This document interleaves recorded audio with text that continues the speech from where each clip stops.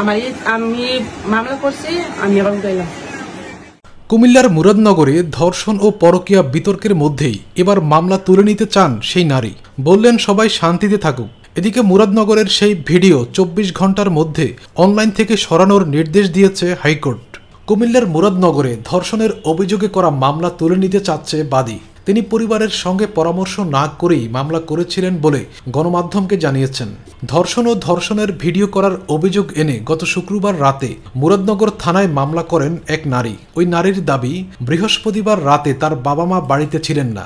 এ সময় ফজর আলী নামের একজন ঘরের দরজা ভেঙে ভেতরে ঢুকে তাকে ধর্ষণ করেন। গতকাল শনিবার ওই ঘটনার একটি ভিডিও সামাজিক যোগাযোগ মাধ্যমে ছড়িয়ে পড়ে। প্রায় 1 মিনিটের ভিডিওটিতে দেখা যায় 8-10 জন যুবক মারধর করছেন আর নারীটি বাঁচার আকুতি জানাচ্ছেন। মামলা দায়েরের পর ওই ঘটনায় এখন পর্যন্ত 5 জনকে গ্রেপ্তার করেছে পুলিশ। তাদের মধ্যে মূল আসামি ফজর আলীও রয়েছেন। তবে আজ রবিবার গণমাধ্যমে মামলার বাদী জানান তিনি মামলাটি তুলে নিতে চান। দ্রুতই থানায় মামলা তুলে নেওয়ার জন্য আবেদন করবেন বলে জানান তিনি। ওই নারী বলেন, আমি 10 জনের শান্তি চাই, যেন সবাই শান্তিতে থাকুক। আমার যা হওয়ার তা তো হয়েই গেছে, এখন মামলা করে কি লাভ? পরিবারের কারো সঙ্গে পরামর্শ না করেই মামলা করে ফেলেছিলাম। এখন সবাই চায় মামলা তুলে নিতে। সম্মান তো গেছেই, মামলা চালিয়ে সেই সম্মান আর ফিরবে না। তাই তিনি আমাকে মামলা না চালাতে বলেছেন। তিনি আরো বলেন, মামলা করেছিলাম ভালো কিছুর প্রত্যাশায়, কিন্তু এখন আমার স্বামী এসব দেখে শুনে আমাকে ফোন করছেন না। তাই আমি আর মামলা চালাতে চাই না। মামলা তুলতে কেউ চাপ দিচ্ছেন কিনা জানতে চাইলে তিনি বলেন, আমাকে কেউ চাপ দেয়নি, কেউ টাকার লোভও দেখায়নি। প্রধান অভিযুক্ত ফজর আলী সম্পর্কে তিনি বলেন, ফজর আলীর সঙ্গে আমার কোনো সম্পর্ক ছিল না। তার কাছ থেকে টাকা ধার নিয়েছিলাম। ওই টাকা লেনদেন নিয়ে আমাদের মাঝে কথা হতো। এদিকে ঘটনার সঙ্গে জড়িত মূল আসামি ফজর আলীর সঙ্গে ওই নারীর পরকীয়া সম্পর্ক ছিল এমন দাবি করেছে স্থানীয়রা। তারা বলছে, দীর্ঘদিন ধরে ফজর আলীর সঙ্গে তার প্রেমের সম্পর্ক। এই সুবাদে টাকার লেনদেনও করতেন ওই নারী। সরেজমিন ঘুরে জানা গেছে, মুরাদনগর উপজেলার রামচন্দ্রপুর দক্ষিণ ইউনিয়নের বাহেরচর গ্রামের ওই নারীর স্বামী সৌদি আরব প্রবাসী। তার সঙ্গে পরকীয়ার সম্পর্ক ছিল স্থানীয় যুবক ফজর আলীর। সেই সূত্র ধরে গত বৃহস্পতিবার রাতে ওই নারীর ঘরে প্রবেশ করেন ফজর আলী। তাকে ধরতে ছাত্রলীগ নেতা সুমনের নেতৃত্বে কয়েকজন ফাঁদ পাতে। পরে পরিকল্পনা মাফিক নারীকে বিবস্ত্র করে নির্যাতন ও ভিডিও করে তা ছড়িয়ে দেওয়া হয়। এ বিষয়ে রামচন্দ্রপুর দক্ষিণ ইউনিয়নের চেয়ারম্যান গোলাম কিবরিয়া খোকন বলেন, এটা স্রেফ একটা পরকীয়ার ঘটনা। ফজর আলীর সঙ্গে ওই নারীর দীর্ঘদিন ধরে পরকীয়ার সম্পর্ক চলছিল।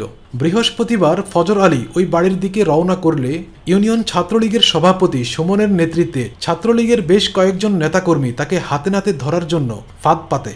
এ সময় ফজর আলী ওই নারীর ঘরে প্রবেশ করলে ছাত্রলীগ সভাপতি সুমন সহ তার সঙ্গীরা তাদেরকে হাতে নাতে আটক করে। প্রথমে ফজর আলীকে বেধড়ক পিটিয়ে তার হাত পা ভেঙে দেওয়া হয়। এ সময় ওই নারীকে বিবস্ত্র করে নির্যাতন ও ভিডিও ধারণ করা হয়। পরে পরিকল্পিতভাবে এই ভিডিও সামাজিক যোগাযোগ মাধ্যমে ছড়িয়ে দেওয়া হয়। আমরা এই ঘটনায় জড়িত সুমন সহ সবাইকে আইনের আওতায় আনার দাবি জানাচ্ছি।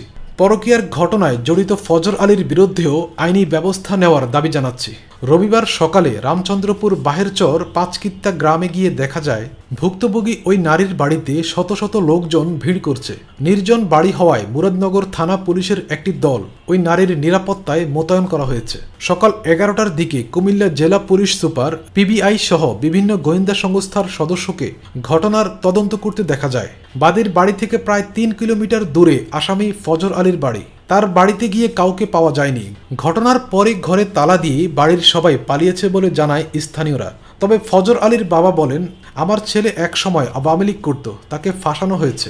পাওনা টাকা দেওয়ার কথা বলে ওই মহিলার বাড়িতে নিয়ে তাকে মারধর করা হয়েছে। শুনেছি তার 2 পা ভেঙে ফেলেছে। ঘটনাস্থল পরিদর্শনের সময় কুমিল্লার পুলিশ সুপার মোহাম্মদ নাজির আহমেদ খান বলেন, এই ঘটনার সঙ্গে জড়িত 5 জনকে গ্রেপ্তার করা হয়েছে। গ্রেপ্তার ফজর আলী ছাড়া অপর 4 জনের বিরুদ্ধে ভিকটিম বাদী হয়ে নারী নির্যাতন ও পর্নোগ্রাফি আইনে মামলা করেছে। এই ঘটনায় আর কেউ জড়িত থাকলে তাদেরও খুঁজে বের করে আইনের আওতায় আনা হবে।